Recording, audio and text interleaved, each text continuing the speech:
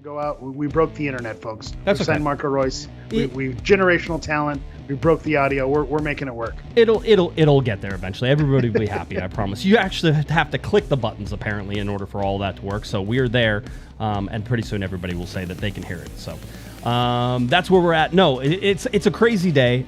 It's one day past the window too, right? And I think that has something to do with it, or at least it feels like everything has been extended a little bit. And that's one of those things that you sort of look at and you say, wow, it felt like it took forever. It felt like it took too long. But in the end, it ends up being just fine. The LA Galaxy, fun note, by the way. The LA Galaxy didn't have to sign Marco Reus by the close of the window. And as a matter of fact, I don't believe it happened. I believe it was official today, which is actually after the window. And of course, we know that because the Marco Reus was a free agent, right? So you could have up till basically the roster freeze deadline, which is going to be September 13th for the LA Galaxy to add anybody. And so they add Marco Reus technically outside the window. I was reading like pieces. I think Sasha Kleshin had one as like top 5 moves, in the window. And I was like, well, like, does Reus count? Is he in the window or is he outside the window? Yeah, I think this rumor has been around long enough that it counts as in the window. I mean, the paperwork didn't matter, and kudos to you for pointing that out and calling that out, because I think a lot of people were getting nervous that maybe the deal was not going to get done. But that's one thing that I've learned after being part of the COG operation here is Josh tells you everything that he knows. I thought, I'm going to weasel my way in as a Thursday night co-host, and I'm going to get the inside scoop, and I get no inside scoop. I get the news as you get the news, which is credit to you, because again, you're there, you're the conduit, you're pushing that information out as soon as you get it. So again, I think kudos to you for getting that out there. But that is an interesting point, that it's after the window, but it didn't matter because he was a free agent, and I think that might also cue up some questions if this is it, is this the final piece. Or is there some possibilities? Maybe we could talk to someone and ask them that question that might know a little better. Yeah. I don't know. Maybe there's somebody who we could talk to that would know that. But no, it is interesting. Last year, the LA Galaxy did add bodies outside the window, so it is something that is still possible. But let's talk a little bit before we get our special guest on about Marco Reus coming to the LA Galaxy. Announced this morning. Finally, in fact, there was a breaking news last night, or at least news. I don't know. It's always like it's these shades of news. Like, has it already been announced? Is it already done? Is it done? Or is it not done? Yeah, it was about the 10th announcement of Marco Reus to the LA Galaxy in the last, 2.5 weeks. Yeah, so you look at all this and you could say, oh, hey, it finally gets done last night. That sort of comes out, and then this morning it is official. And so we have all the particulars and all the details, and quickly we can get to those. The LA Galaxy signed Marco Reus for a 2.5-year contract. Interesting, because I think we figured it was 1.5, or at least that was what the rumors was 1.5. I wonder if that changed. Again, maybe something we could ask. And then the LA Galaxy sending $400,000 in general allocation money to Charlotte to get Reus, who was on Charlotte's Discovery priority list. It is $100,000 of general allocation money this year and $300,000 next year. So that's the funny money changing hands in order for the Galaxy to be able to put him on the roster. So now it's about the ITC, the international slot, and all that. The ITC is something they'll wait for. The international slot and green cards. The international slot is available already, and I know there was a move today. That move did not have anything to do with international slots. It was already open, so they already had room, and they created room for Marco Reus a little while ago. So that's available. ITC green card. And that was via guest on Brugman, correct? That was his... Yes, the green card, whenever he went to get green card, and then they moved some other pieces around eventually that all sort of made it all work. I think the Galaxy have 13 internationals right now, and I think they have 11 slots, and 2 of the internationals, one's on loan. The other one actually, who got loan, actually 2 of them are now on loan away, but they didn't open up technically any spots for that. They were permanently loaned down to Ventura County FC. So that's sort of the interesting part there. We can also tell you that we know that Marco Reus, his contract, we know it is below 1.6, almost $1.7 million. We know it's below that, at or below that. It can't be anymore because it's a target allocation money signing. So we know that. And so when there's a budget on that, we know it's less than that. I don't know if it's less. I would assume it is the max, just based on the type of player that he is and the amount of money that they're able to get to him. But 2.5 years for Marco Reus, who is 35 and who will be, I think, 37 whenever everything is finally done with the contract. 2026, I believe, is the year the contract is up. Yeah, which if you're comparing, DPs who have joined the LA Galaxy, that's 2 years younger than a Zlatan Ibrahimovic. So say what you will about age, 35 years old, but I think there's plenty left in the tank for Marco Reus, and we'll see, how it pans out. So 2.5 years at 35, I think that's, let's call it what it is, coming here for the farewell tour, the goodbye. But again, that doesn't mean that he's not going to be able to contribute and help out this team, make some moves in this season or in the next season. The LA Galaxy absolutely running out the red carpet of pictures for Marco Reus. Every different way that somebody could put Marco Reus in an LA Galaxy kit. And Shout out to the Photoshop kings out there. Right, everybody. By the way, I did like this one because it says that Marco Reus is signed for LAFC. Good job, ESPN.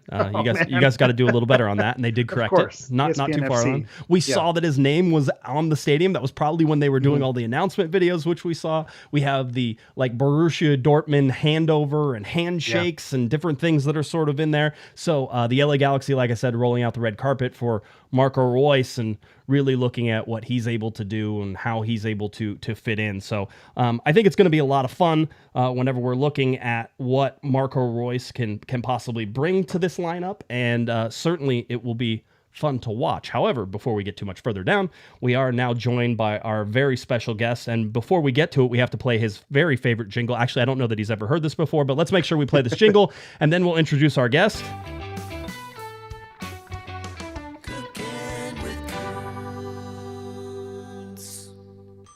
That's right, ladies and gentlemen. Now joining us is the LA Galaxy General Manager, Mr. Will Kuntz. Will, are you there? I'm here. I thought that jingle was just a one and done. No, it is permanently on the soundboard now. So that is, we play that at least once a week, I think. Eric really likes the little dinglings at the end, so that's really what we do it. I'm here for the jingle. Blame Eric, sure. That's right. Will, I hope we're not interrupting happy hour. I'm sure you guys are through the window, maybe taking a little relaxer for a couple minutes after closing this deal. But congratulations. What did it take to get this done?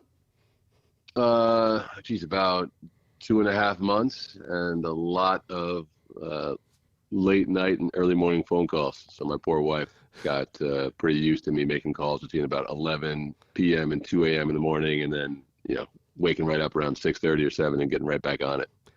What when you guys decided that you wanted to add a piece, and maybe you think, hey, Marco Reus would be a good idea, how does that go? Did you guys have to fly out to Germany? Are you guys, first reaching out to agents? How does it start whenever you're looking at this process? Every negotiation starts a little bit differently. This one, ironically enough, started when I was in Germany, but sort of unrelatedly, I was in Cologne for a conference and got a text from one of Reus's agents to sort of, blind reach out saying, would you guys have interest in Marco Reus? And pretty immediately I was like, yes. But I, A, don't think I could afford him. And B, I need to check and see if anybody else has him on Discovery. Right. MLS only type of stuff. And, kind of after that, we were off the races. I think I sent a text message to Greg and said, I'm going to respond, but just want to make sure you're on board with this. And about 8 minutes later, Greg responded, with the 100 emoji, and then immediately texted and said, I'm really sorry, I was driving. Otherwise, I would have taken so long. So I was like, okay, this is something we can really start to run down. It's good to know that Greg uses emojis too. That actually makes me feel a lot better about my life too. So no, maybe he had his sons do it. That was it. He was like, text this back to Will while I'm driving. I've done that. So 100%. There we go. Now, when we look at Marco Reus on a TAM deal, so this feels like a value move for the LA Galaxy. I mean, this is a world superstar in terms of footballing, and the LA Galaxy seem to be getting a pretty good deal on all this. What was his motivations whenever you've been talking to him, and how did you guys sort of arrive at putting this deal together, which I imagine is not a straightforward but probably a more complicated deal? It was pretty simple. One of the things that we said pretty early on was, listen, with all due respect, if what you're looking for is money, like, we're not the place, right? There are a lot of places that can pay you what your fair market value is. Unfortunately, we're not one of them. But something we do have is, I think, a very interesting football project with a historic club in one of the great cities in the world.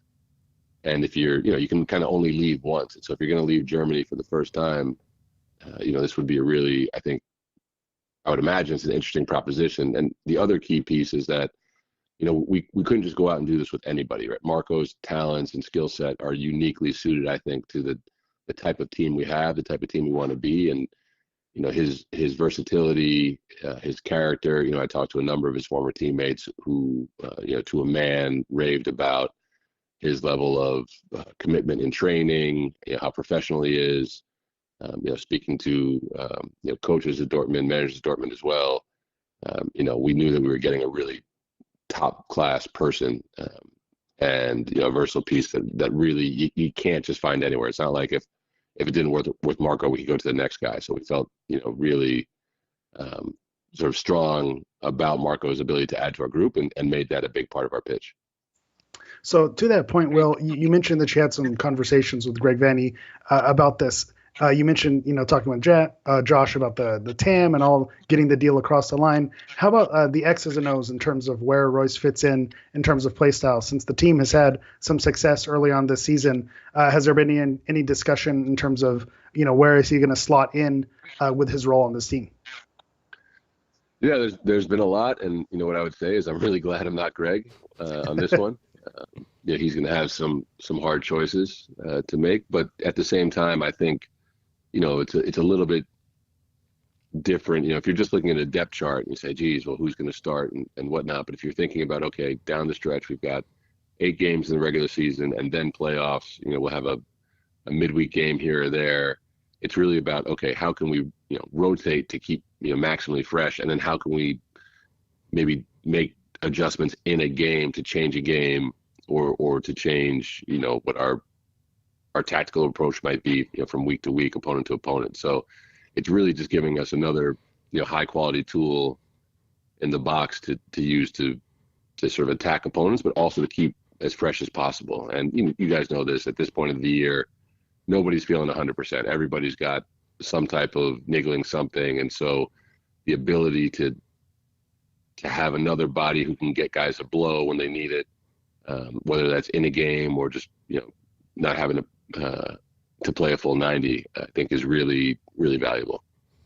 Well, we noticed the contract length at 2.5 years.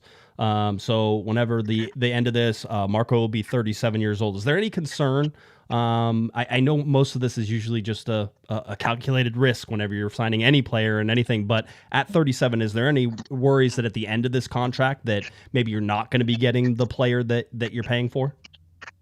I mean, with the caveat that time and gravity are undefeated, right?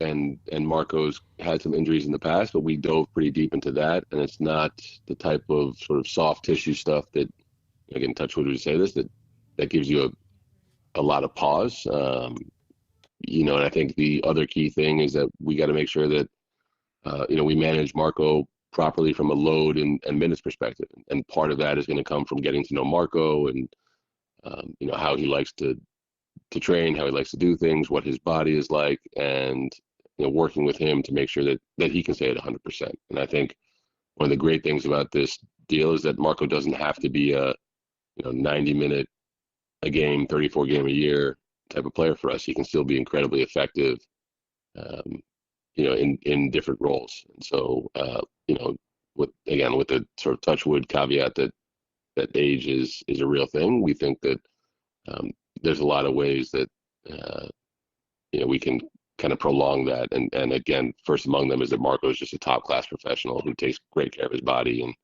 loves to train. So as with this fan base, it's never good enough. They always want to know what's more. So even though we've already signed this generational talent in Marco Reus, that's now hours old. So we want to know what's next. With this taking up as much TAM as it possibly is there any more room for any more pieces, or is Reus the final piece of the puzzle and this is the squad that we're riding with for the rest of 2024? Going forward at the moment, I don't see us being able to add any pieces, and I think we feel really good about the group we have. We have a couple guys still rounding back into health with Julian Araujo, Emiro Garces, Dejan's on a bounce back, and so I think once we're at full health, we'll have a really complete group. But that being said, myself and the guys, Mikey, Gordon, Oliver, Mickle, we're already looking towards the winter window and next summer too, because you just have to be prepared for whatever might come next. But at the moment, I think we're in a very good spot.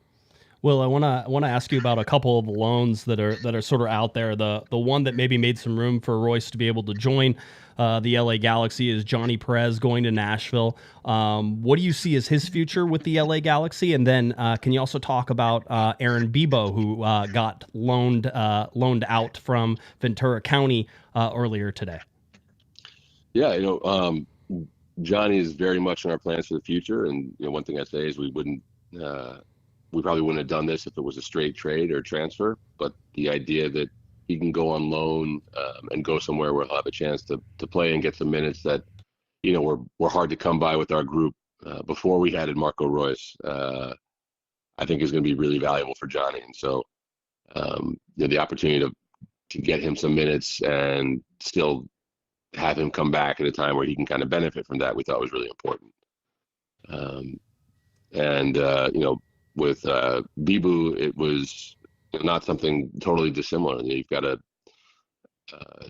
young kid who's got a ton of potential, who's really sort of had a lot of achievement at the MLS Next Pro level, who I think can benefit from maybe going up a level to USL and apart from league quality, what you see in the USL as compared to the Next Pro is just a lot of older guys, right? So, you're going to be playing against older opponents who are maybe a little more savvy, a little more crafty, who have that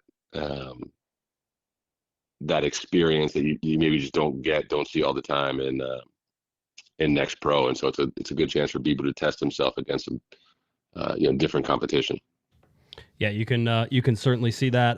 Another success or another win for you guys, which is a little extended win, but Julian Araujo going to Bournemouth also put some money back into the LA Galaxy coffers a little bit there. Can you talk a little bit about the foresight to understand sort of what you were doing whenever the club decided to loan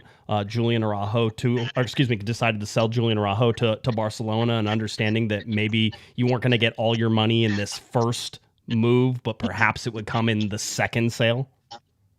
Yeah, credit to Gordon Kleshchin, who was here when he did that deal, and also credit to Yoan also. But I think that the key thing when you're doing a transfer is there's sort of two types of value, right? There's the immediate upfront value, which is what you're getting, but then there's also that sell-on value, right, which is real. And so for us, I think the ability to maintain that flexibility and or that upside in the transfer was really important, right? So knowing that, hey, if he goes there to Barca, he might still really have a great opportunity to develop and increase his value with a subsequent sell-on, right? That speaks to his talent and his opportunity. And so, if you don't get that money up front, sometimes it's really good to keep a percentage and see how it plays out. Yeah, it seems to worked out. My final question, then we'll let you get on out of here. The LA Galaxy, if I'm reading the papers correctly, there's some people who say that adding Marco Reus makes the LA Galaxy an absolute contender for Major League Soccer's MLS Cup. Do you feel like the goalposts have moved for you guys in terms of not just competing and being real sort of in the top of the Western Conference, but do you feel like the team is there in order to win an MLS Cup now? Look, I think we had a squad that was capable of competing for MLS Cup before. Obviously we're in a great spot at the moment, first in the West on points and right up there on, points per game. A couple teams have some games in hand, but, I think we've been in a really good spot, and adding a guy like Marco is just going to get us that much closer. So, I'm not in the prediction making business, but I think we got better, deeper, and more versatile in one move, and we also added some character and leadership. So really excited about what this could potentially mean for us going forward. I think we I don't think it's sort of grandiose or brash to say we should be up there. with anybody else in the conference. Understood. Well, we'll let you get going. I know it's been busy for you these last couple weeks. I would say probably last couple months. I'm sure. So go get some rest up. I'm sure we'll catch you around the stadium. All right. Sounds good, fellas. Great talking to you. All right, great talking to Appreciate you. the time, Will. All right, there he goes. Mr. Will Kuntz, LA Galaxy general manager, stopping by Corner of the Galaxy for a little chat about Marco Reus. The LA Galaxy are holding a press conference for Marco Reus tomorrow, actually, around noontime.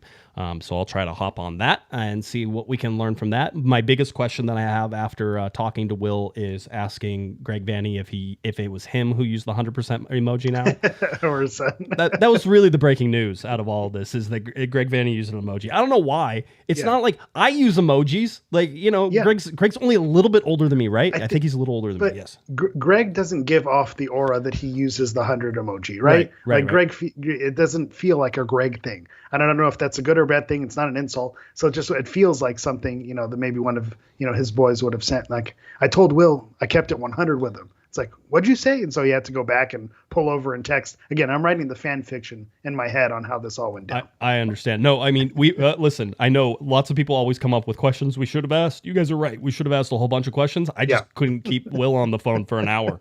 One of these days, I'm getting Will Kuntz on Skype. He's going to pull a Dennis DeClosa. He's going to sit here for an hour, and he's going to talk about the LA Galaxy. What do you think? I think we should do it. I think we should do it, and I think we should send a bottle of wine or some nice, Portuguese liqueur over there to get it, because he's great at giving the general manager, like with that MLS Cup answer, he's saying the right things. Right. I want to get I want him to say, I know it's in there. I know he's competitive. I know he's building. I want the real Will in there to shine through and tell us we're smashing everybody. We're doing it. I want that because I know it's in there. You can tell he's doing the right thing. He's doing his job, but it's in there because you just know the type of guy he is. You want him to say that MLS rules are stupid, and exactly. And that I can't believe we had to pay $400,000 to Charlotte. Yeah, I want unfiltered Kuntz here. Yeah, I know that's a good one. So back to some super chats real quick. It's Chris, $3 super chat, $3 for 3,000. Did we make it to 3,000? I think we made it to 3,000 followers. I think that's where we're at. So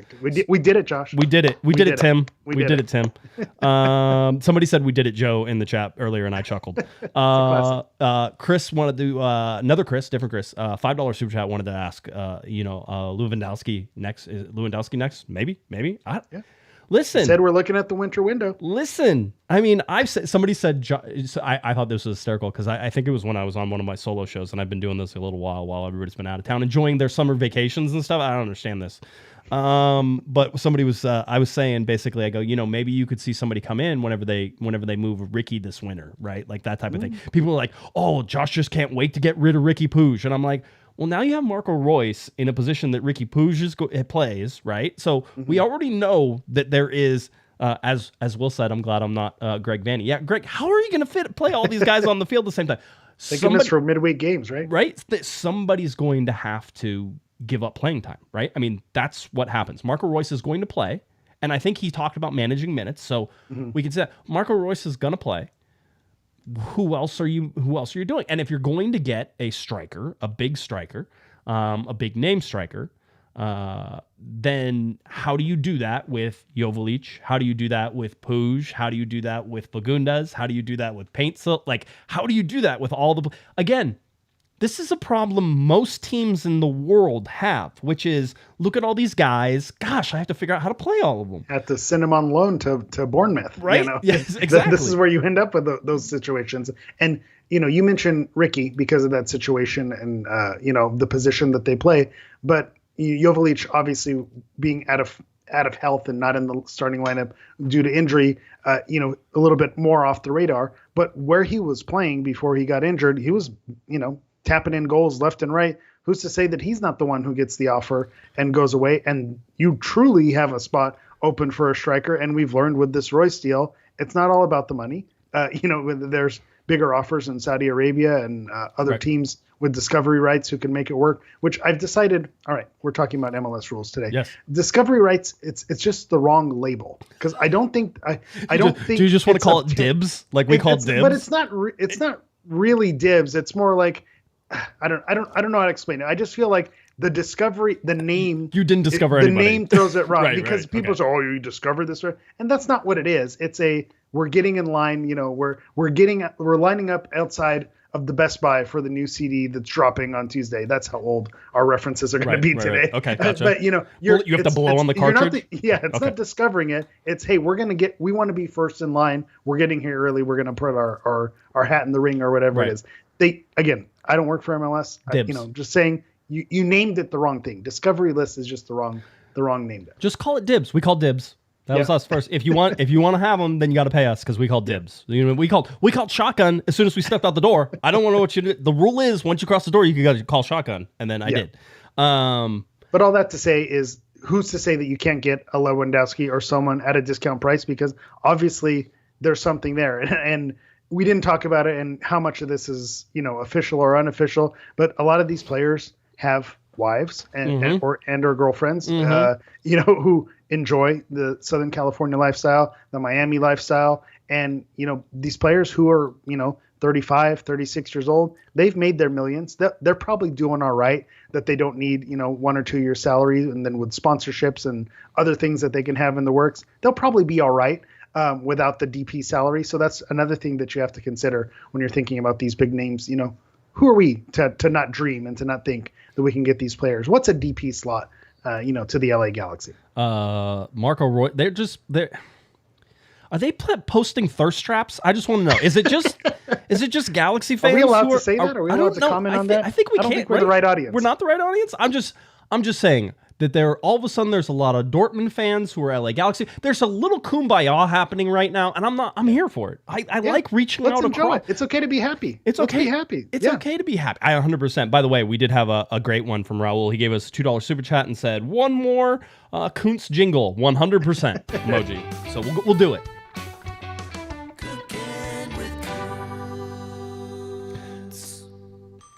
There you go. All right. So I think that was the last one over there. Gilberto, $5 super chat. If Peck gets sold, are we stealing Griezmann for the other team? Listen, I mean, you want to talk about upside. Yeah. It is Peck. It's Peck who could fetch you 15, 20. That'd be crazy. It's weird. It's interesting you say that because you think, no, he's, 2 years down the line, he's going to develop. But if a team sees the diamond in the rough potential, we know that these teams in Europe have tons of cash to splash around, and, 15, 20 million to them might not be much, when they see, hey, this guy's already there. He's got it. He has, what are we going to waste our time and wait another season or two? That's not a crazy thing. Shout out to Gilberto for that one. Yeah, there it is. I like to pull out some good comments from the chat, just so it doesn't always have to be a super chat. I do appreciate super chats, right? So, anytime you want to get a question and guarantee it, you super chat it. But if not, John Cena Dodgers, who's one of my favorites, always in the chat. I heard Marco Cena always in the Discord also. Yep, always there. I heard Marco Reus wants to enjoy the paradise called North Long Beach. Only a 5-minute drive from the stadium. See,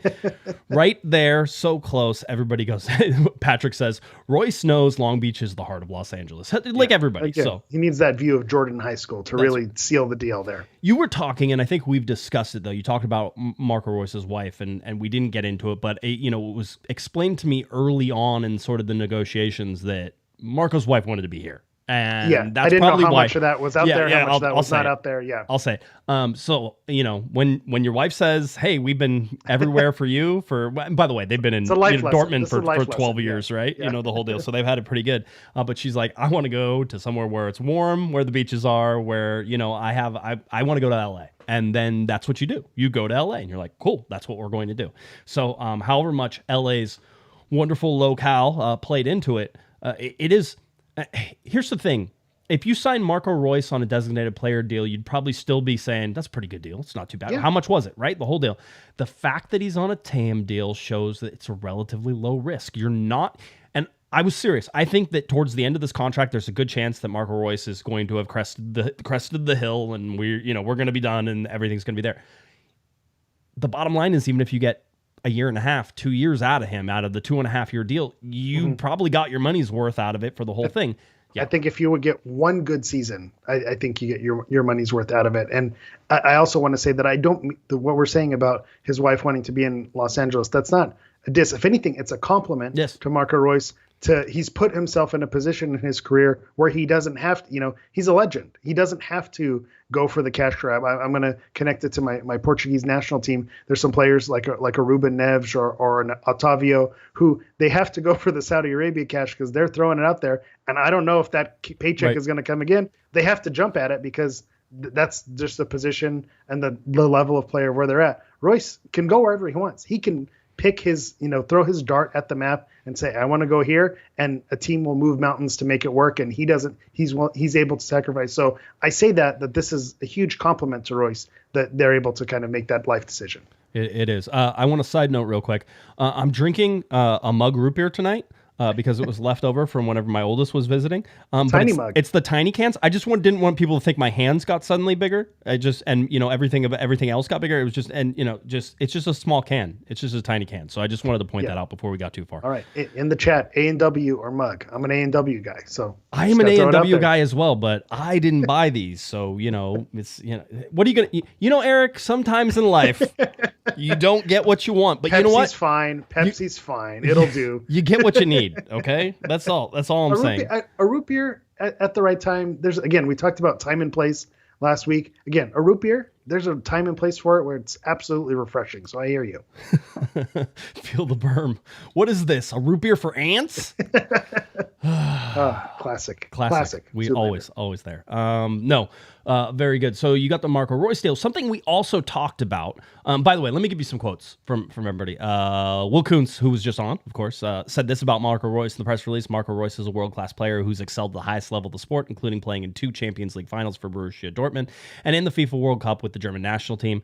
For Marco, a 2-time Bundesliga Footballer of the Year, to join the LA Galaxy after playing his entire career in Germany is a testament to the project we are continuing to build the club. We look forward to Marco's contributions to the LA Galaxy as we enter the critical final stretch of the 2024 MLS season and beyond. Greg Vanney said, we are excited to welcome Marco to the team. He is a proven winner and leader whose talent and vision for the game will integrate seamlessly into the group as we prepare for the restart of the league and the run into the playoffs. I want to see that seamless. Now the big question is, how does he fit in? When can he play? All that fun stuff. People are asking what number he's going to be. I don't know. It's not 11.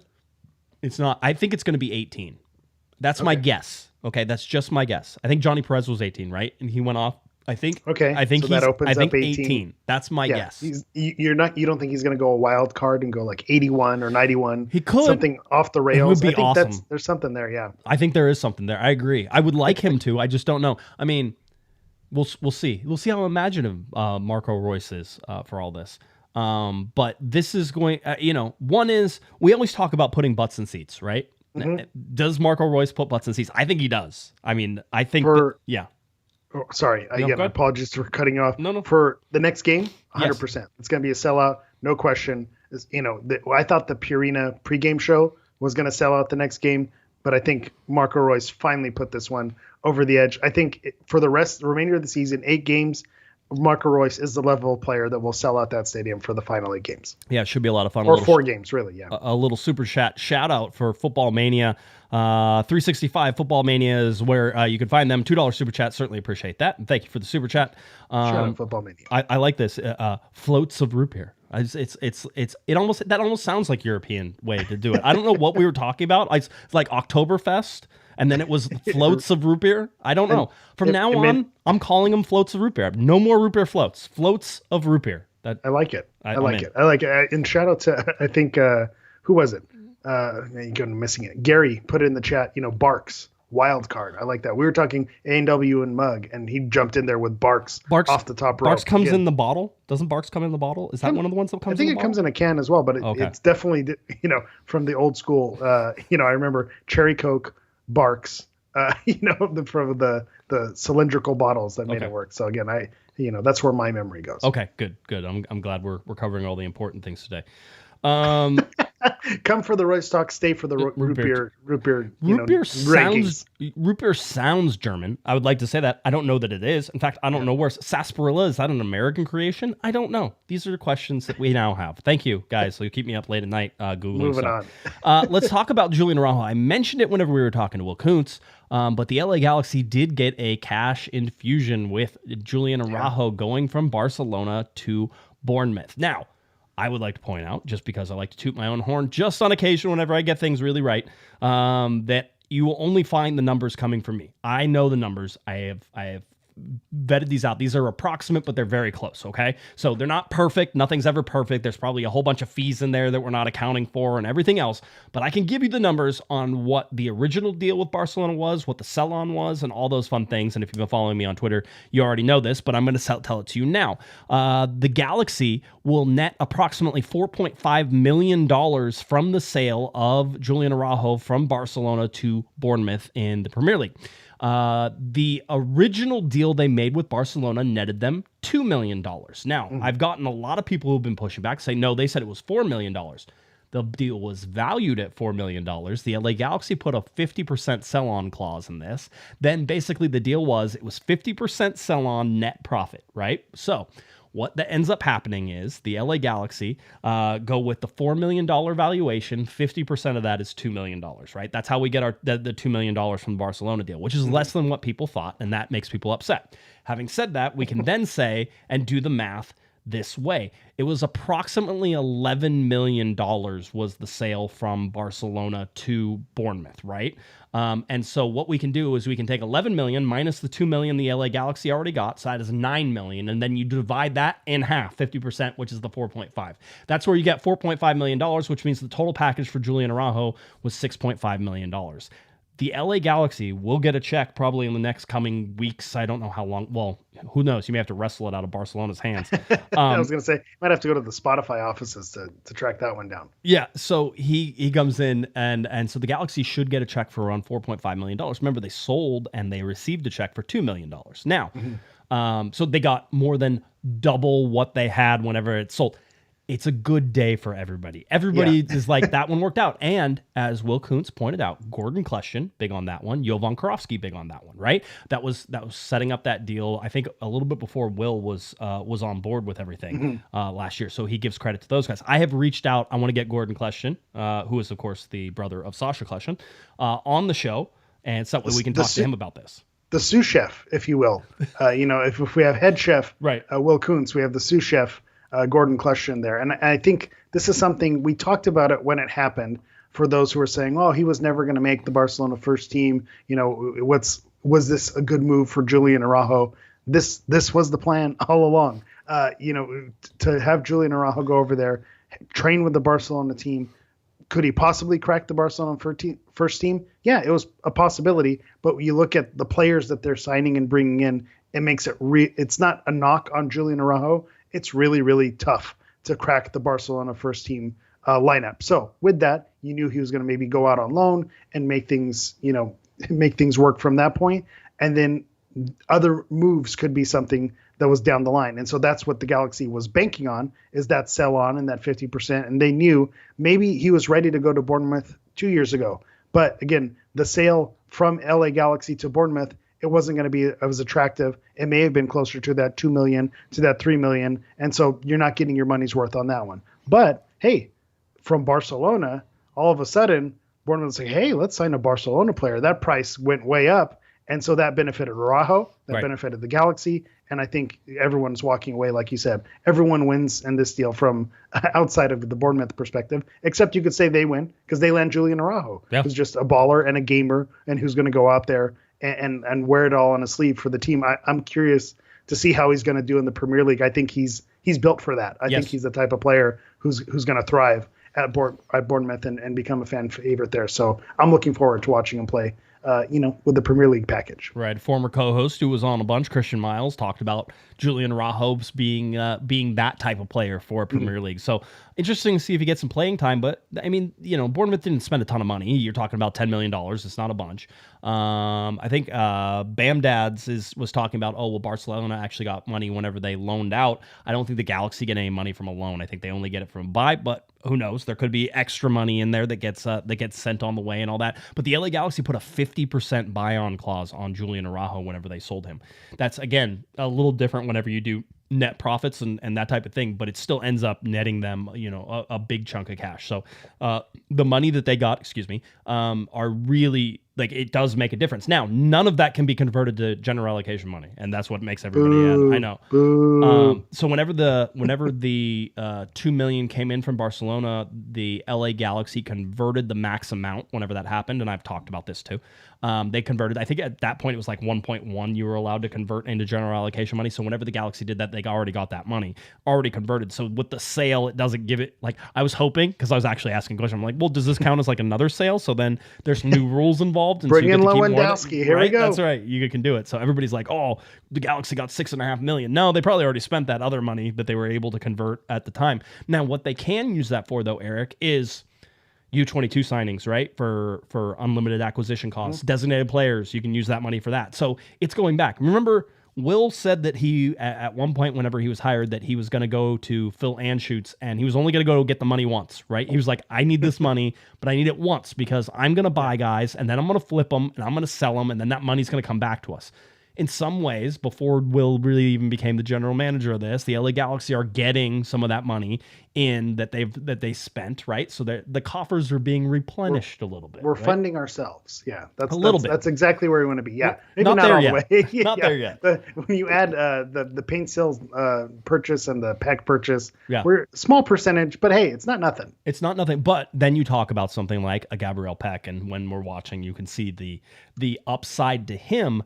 Now you're talking real money. I mean, at one point, I think we were talking with Alex Ruiz on here, and we were trying to estimate how much, and like, I don't know, 15, 30.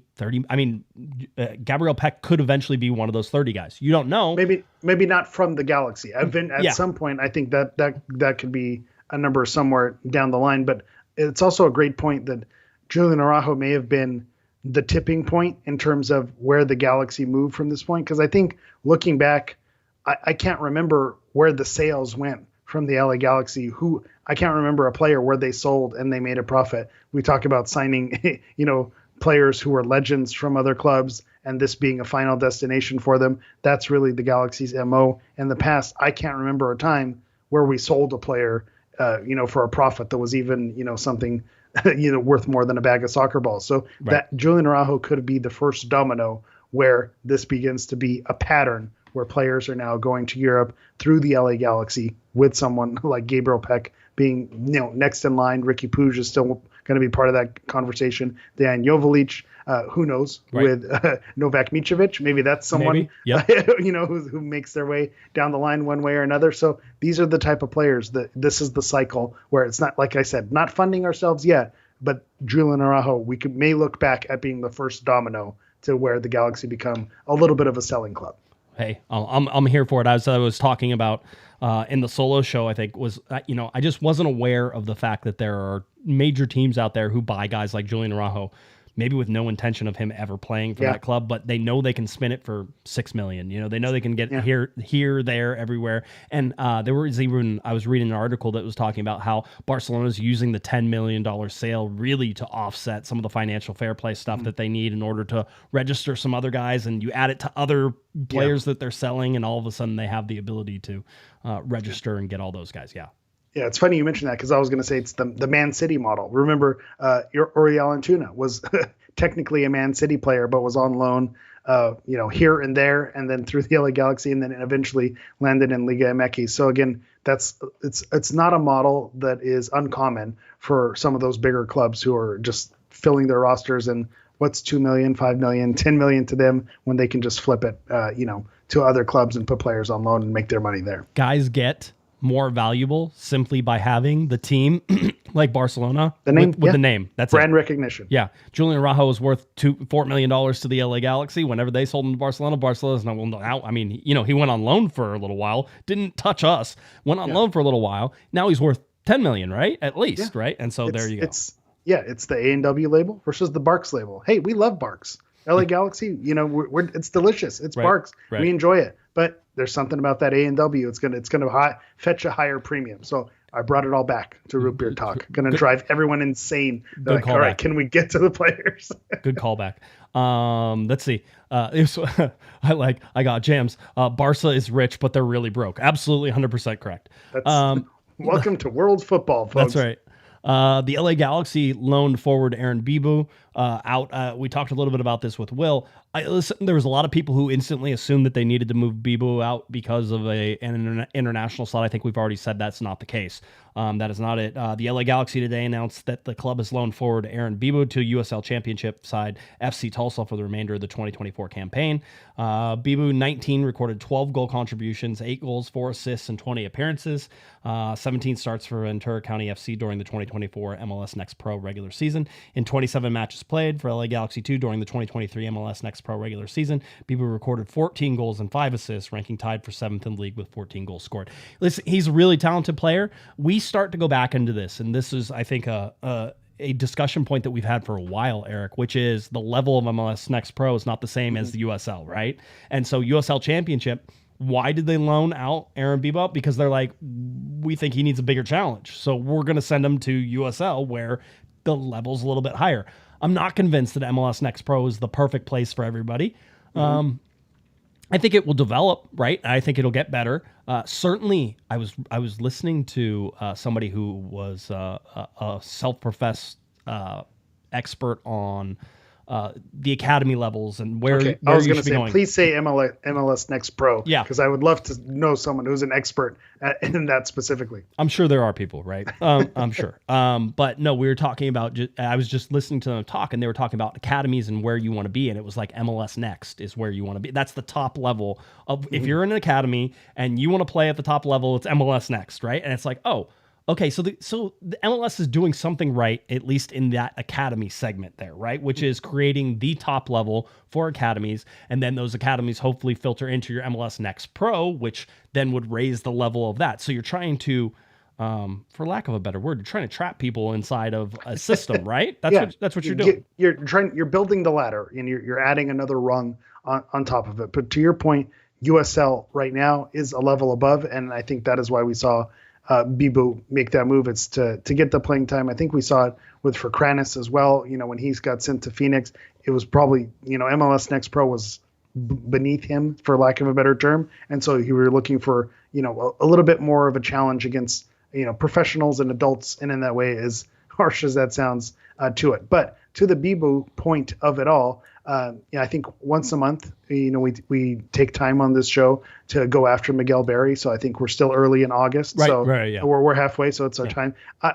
During that time when Joveljic was out and we hadn't figured out the paint seal permutation on how it works, I was calling for Bibu. He was putting in goals, for Ventura County and for, at the time, LA Galaxy 2. So I was thinking, hey, why not give this guy a run on the first team? We know that the contract was there technically for the first team, so there wasn't anything holding him back. So I was all for seeing what he can do when we were in the lulls of the Miguel Berry starting era, and we were figuring out what are going to be the answers when Joveljic is not available. But that's just Miguel. Remember, Miguel is just Miguel. Sorry. True. There was something. Apologies to Miguel Berry. Yeah, Vivi and Bibu were both loaned down to LA Galaxy 2 permanently for the season, so they couldn't come back up. That's my understanding of it, right? It was basically that they were signed to first team contracts, but international slots, I think, on both of them. And so in order to make sure that their international slot didn't hit the first team roster, they had to be permanently loaned, and they were permanently loaned down to LA Galaxy 2. That's why that was sort of put into place. And people were like, oh, Bibo needs to come up. I'm like, he's not going to come up. They're not going to call him back. So, yes. You know what I have to say that? Yeah, but still. There was. Okay, good. All right, moving on. By the way, Alexis, IBC root beer is in glass bottle. That's what it was. The IBC is in the glass bottle. IBC I knew that. Fancy one. Yeah, I was going to say that if that's where you go, we were talking IPAs last week. IBC. That's if you really want to show how high class you are. Shout out to you. I got a YouTube comment, which we don't get a ton of. I got a YouTube comment who was like, I agree with you on the IPAs. I don't like them either. I'm like, oh man, we're just starting a group of, like, I wrote back and I said, I think we can be friends, right? It was like, this can work, so we can do that. Yeah, mission accomplished in terms of all the comments not being about the LA Galaxy or any LA Galaxy news. Yeah, correct, 100%. Streak alive. We haven't really talked about this. Actually, let's do this first before we talk about Novak Mitrovic, because we haven't talked about it since he didn't travel up to Seattle. You haven't. I've gotten to say my piece, but I want you to get yours. Let's remind everybody, Pups at the Pitch coming up on August 24th. Mr. Eric, the Portuguese Hammer, is flying in for this. Oh my goodness. He will be there. We're doing a meet and greet starting at 3:30. So we will be there when the gates open for Galaxy Park.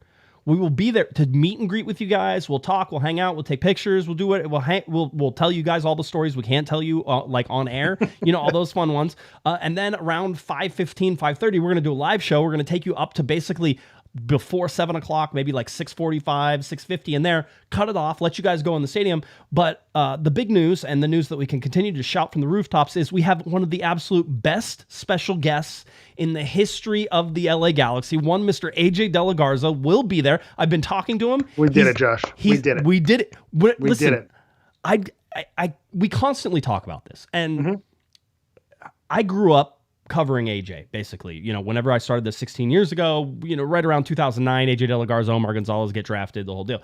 AJ De La Garza was such a huge part of this show for such a long time. He would call in like almost once a month, I swear to God. The guy was constantly talking on this show and doing stuff when he didn't need to. And he has never lost that kindness. And I messaged him and I'm like, hey, dude, I think you're going to be in LA. Would you do it? He's, I'm in. I'm like, oh, that's awesome. Cool. Well, let me connect you. He goes, yeah, anything for you guys. The guy is next level. I don't even have friends that like me that much. Like you don't even talk to me that nicely. No, per AJ, right? Yeah, I had to get Purina to jump in order to fly out. Yeah, I wasn't going to do that, on my own. Come on, are we crazy? No, you're not crazy. But no, AJ's going to be there. I'm going to look for some other special guests possibly to fill in sometimes there. But you're getting, I think all the co-hosts are going to be there. Alex Ruiz is going to be there. That's the kicker right there. Sophie the Cannon Nicolau, right? Alex El Nino Ruiz. Sophie the Cannon Nicolau. Kevin the Panda Baxter, who I think is finally back on Monday. And we'll actually get to talk to him again from covering the Olympics in Paris. You were going to be there. I'm going to be there. Maybe we'll get Cosmo to stop by too. We got to get Cosmo to stop by. I know Cosmo listens. So Cosmo, if you're listening, you got to stop by. We need that photo opportunity. Gary asked, can we get Robbie Keane on the show for a 12-pack of Guinness? Right? It's like, oh, okay. Yeah, I know. Robbie's not that guy. By the way, I did a one-on-one. I think I've told this story, but I did a one-on-one with Robbie Keane. Strangely enough, where I did most of my one-on-ones whenever I did them in person, because I would come to the stadium on a Saturday whenever there was a Sunday game, and I would talk to somebody one-on-one. I did a one-on-one interview with Robbie Keane back in the day. I found out about it approximately 20 minutes before I was leaving to go up to the stadium, so I was like, oh no, Robbie Keane, he can be really mean. He was going to be angry that he has to do this, blah, blah, blah, the whole deal.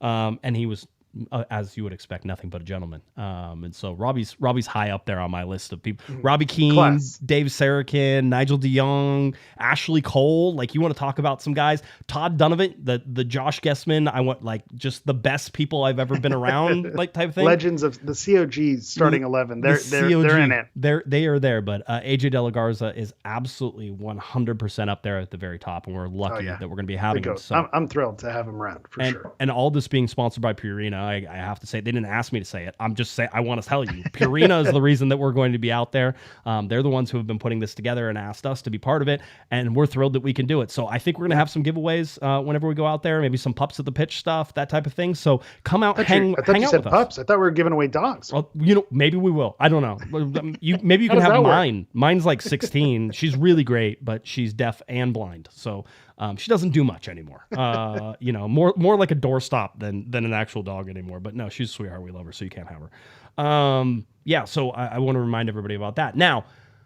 Novak Mitrovic doesn't travel up to Seattle. I was like, this is not a big deal, Eric, because it's not going to be a distraction, because the LA Galaxy aren't going to do it, blah, blah, blah, blah, blah. Is it a distraction now? It feels like a distraction. It created, I think the way they went out to Seattle made it worse than what it was. So I think it was always going to be a tough putt away at Seattle on turf. They're a tough opponent, and with the Galaxy, being who they are and not having maybe a Dejan Joveljic in there to be the head striker as well as they've been doing. They're making the square peg fit in the round hole. So the way they went out, where those set pieces just absolutely killed them, which you mentioned it on the solo show, they made us look absolutely horrible. They made me look bad. It's not always the set pieces. They've gotten so much better on that. And then boom, just got punched right in the face in exactly the way that they said that they were going to take us apart. So I think that's where it was just a bad look on the way they went out. That being said, I don't know that you can fault McCarthy for those goals. I mean, you mentioned it. It was the coverage. I don't know that, they were, went through his legs and it was just too easy of a save and he just didn't make it. There were other factors. at play in terms of the set piece marking that just it didn't work and it came back to bite him. So now, is it an issue? We're going to find out. I think because is this something where Vanney, made the statement where, hey, you put your foot in your mouth here, you caused problems where there shouldn't have been caused. You're not going to travel with the team, and then punishment served. Now we're good. He's back in the lineup. He's training with the team and making things work. And then, bygones, and we move forward beyond that. So I think we will find out on the 24th what that lineup looks like, whether this is a big, dog pile, a mess that's left behind that they're still fixing the pieces of, or if this is just something where it was a, weenie dog sized dog pile where, you get the Clorox wipes, clean it up, and then you move on with your day and you forget all about it. Yeah. Really interesting one just in the whole, like, John McCarthy, and people are just like bash. People really love to hate John McCarthy, and I can't get behind it. I'm like, I don't think he's perfect, right? By the way, I don't think Mitrovic on him. Yeah. What has made you turn the corner? Please tell me. We're gonna get to that, but I've turned the corner before. Okay. We had some. I'll have those disclosures, full disclosures at the end of the show. Okay. Good. But again, I had my questions and my raising some flags with John McCarthy, but as the season went on, I saw improvements in the game, and I saw the value that he brings, especially when you compare him to past seasons where there were some goals where he said, man, it feels like the keeper should have got there. It feels like there was, some different plays, but you've seen some of the saves that McCarthy's made. And I threw my hands back and said, hey, I'm not going to complain about a distribution or, not accuracy, connecting a ball on 60 yards when the shot stopping was that much better. So again, I'm with you that the drop off to Mitrovic isn't as stark as maybe some other previous, if you were to compare some other goalkeepers in there, but there's still a drop off. And I don't think you could say that Mitrovic is a level above McCarthy, and I could stand behind that take. Okay, good. I'm glad. One final thing before we get on out of here and get you guys on to the next show is the LA Galaxy actually prepared for a game, is that per MLS rules, all teams had to declare their roster construction model decisions by today, right? And so basically everybody has done that. Now, we knew what the LA Galaxy, and by the way, let's remind everybody, here are your two choices, okay? You have the 3 designated player model, which means you get up to 3 designated players and up to 3 U22 initiative players, or you go the U22 initiative player model, up to 2 designated players and up to 4 U22 initiative players and up to an additional $2 million of general allocation money. The $2 million of JAM is really what is probably incentivizing this particular look. The ability to probably bring in an additional U22, which I think people are finding a lot of value in, and the ability to get $2 million more that you're able to basically write off your salary cap, right? So it's a salary cap move. $2 million means that you can add $2 million more in players and then write that down on the salary cap, right? So those are the ones. So there was no question, and we knew this right from as soon as it was announced that the LA Galaxy were going to be on the designated player model, but we were interested to see who was going to be on the U22 initiative player model. I'm surprised by 2 of them. I am surprised by LAFC, and I'm surprised by Inter Miami. As a matter of fact, I'm surprised by New York City being on that list as well. Atlanta United, maybe. I mean, they seem to have a big enough pull and a big enough fan base that you would expect. Maybe that. I don't know. Yep. I don't know that I've seen enough, Eric, that really persuades me that one is better than the other. I think you can do both well. But I was surprised to see like Miami on that. And you're like, well, yeah, I guess if you're getting everybody at like $1.4 million, I guess you can pull that off, right? I was surprised to see Miami just because of the Beckham name recognition. When you talk about name brand and the attractiveness of Miami, it just feels like that's going to be a place where the big names come in. With the rivals across town, it feels like that's been their MO since they came into the league. So that wasn't as surprising to me, even though, that you, similar to the Galaxy, you were in a situation, and Miami as well, where you're able to bring in the DP style players. I'm also with Atlanta.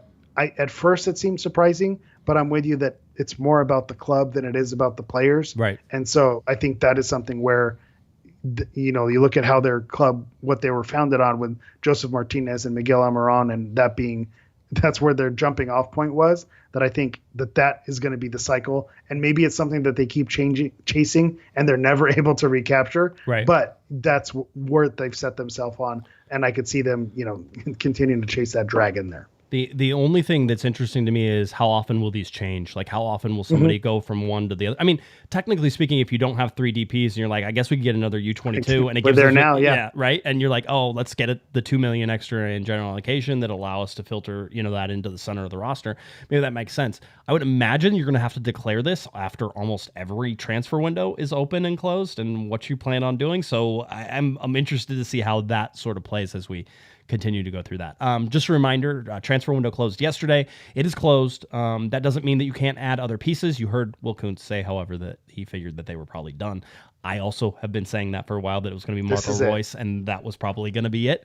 And so, I understand that people think that there's no backup at forward, but I think that Joseph Painsil and what Gabriel Peck have been able to do without Dejan Joveljic in the starting lineup shows that they do have contingencies for that. And I think it only gets more strong whenever you add in Marco Reus and that ability too. So to me, I feel like they have the position covered. Is it perfect in a perfect world? Do you have another like for like striker? No, you don't, but there's coverage there. Yeah. And that's where I go back, and it's not the, because you can argue that they've played the best with that lineup with Painsil in that position, that some of their best soccer has been through that lineup, but because it's not a preference and Painsil has come out and said that that's not how he likes to play his game. So that it's not choice number one, and just knowing that that's something where they're making it work, but that's not who this team is. And so that's the part that makes you a little bit nervous. And I am itching to get Dejan Joveljic back in this lineup so we can see how that works. How is this all going to fly? Because I think it's exciting. Makes it even harder to put on Marco Reus or take somebody else on when Dejan Joveljic comes out too, right? So, or when he's on the field. So $40 super chat. We always appreciate it, from executive producer Herb. Herb, we love you. Hey, Josh. Hey, Hammer. Looking forward to listening to the recording. We'll be at the game on the 24th, so I'll be stalking you guys for a pick and hoping to meet Hammer. Yeah, you'll be there for 100%, Herb. You get to come to the front of the line. Just Herb, cut. You've paid for it.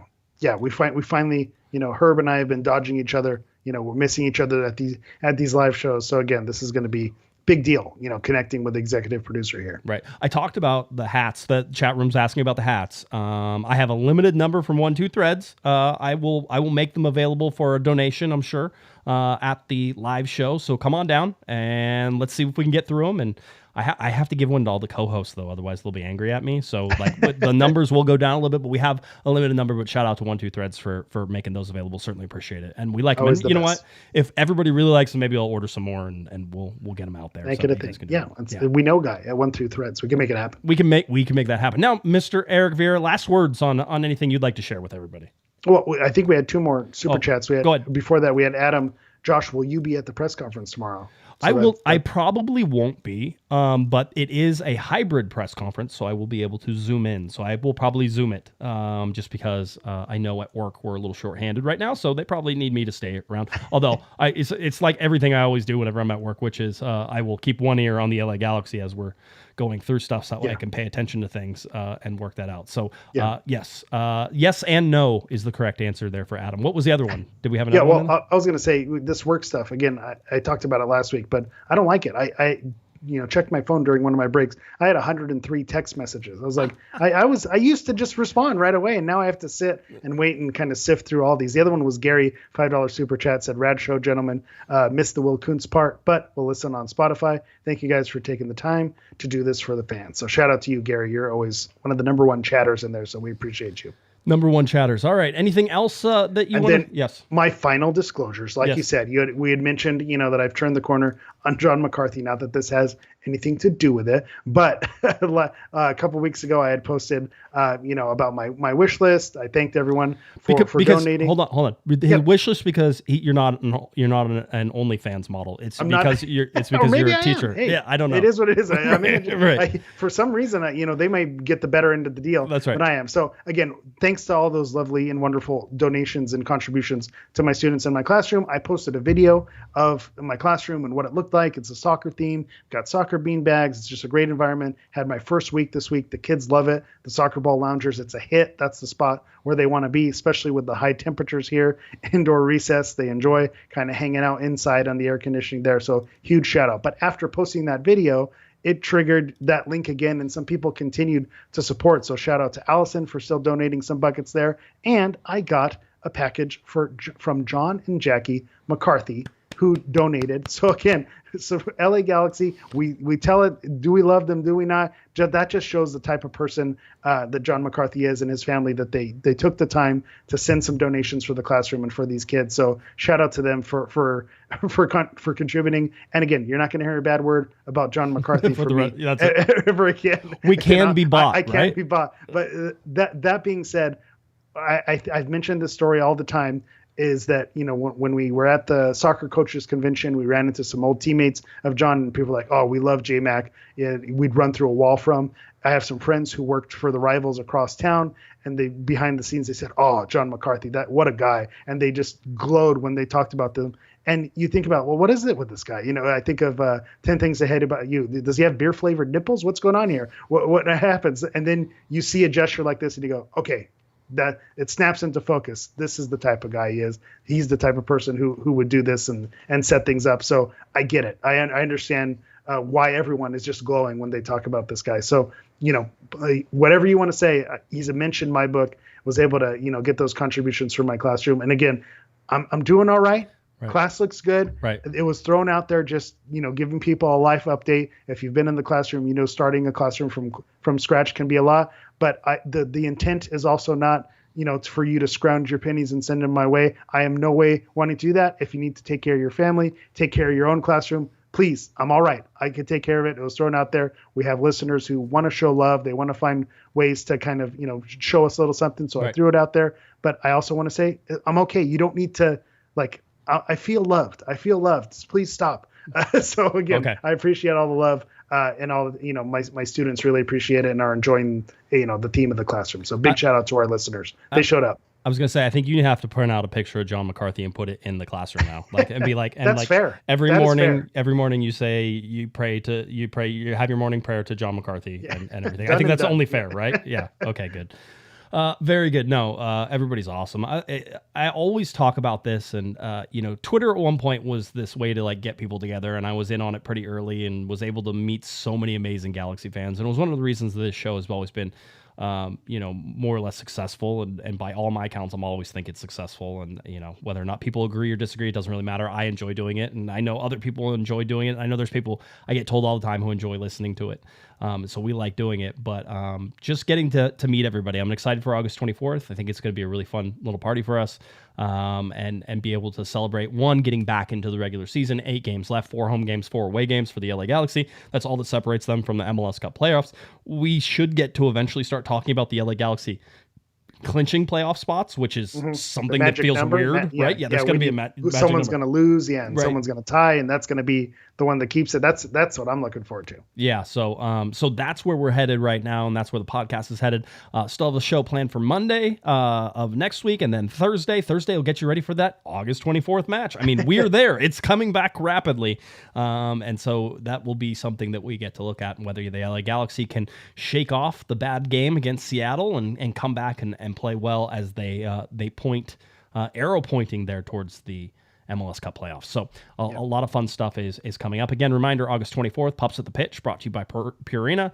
We'd love to have you come out and join us at Galaxy Park earlier that day. Come hang out with us, say hi. Well, again, I'm dead serious. We will absolutely tell the stories we don't get to tell all the time when there's some good stories. So come on out and hang out with us, and then we'll do a live podcast from Galaxy Park there. We can't wait to see everybody, and hopefully that comes soon. Anything else, Mr. Vieira, sir? No. Okay. And then we have your question for the press conference tomorrow. We can ask, is the 24th going to be the debut of Marco Reus? Are we going to see him, or is all the paperwork going to be signed and dotted, and do we have everything we need? So again, that's something that we'll add just to the extra specialness, the lore of that day, with the podcast, with the meet and greet, with the live show, and then we throw in a debut of a certain Marco Reus, and I think we're in for a special day on the 24th. I mean, and I have to ask Greg about his 100% emoji.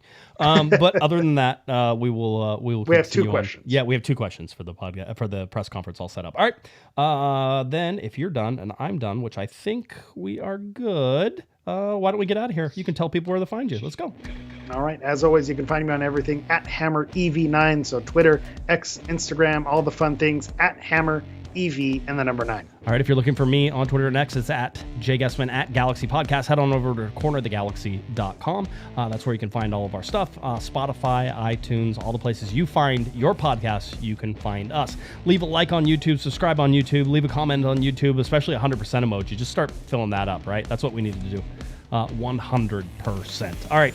Big thanks and shout out to the LA Galaxy and General Manager Will Kuntz for stopping by the show. The LA Galaxy have Marco Reus on the roster. Now it's time to see them play those last 8 games. For Mr. Eric, the Portuguese Hammer Vieira, I'm Josh Pato Guesman. You've been listening. You've been watching to our little Corner of the Galaxy. Have a great one, everybody. You've been listening to the Corner of the Galaxy podcast on cornerofthegalaxy.com. You can follow the show on Twitter and Instagram at Galaxy Podcast. And be sure to check out and subscribe to iTunes, Stitcher, and Facebook by searching for Corner of the Galaxy. Fans, we thank you for listening, and we ask that you be kind and courteous to your neighbors as you leave the podcast. We thank you for joining us and look forward to seeing you again. Until then, I'm Michael Araujo, and on behalf of the entire Corner of the Galaxy crew, goodbye, everyone.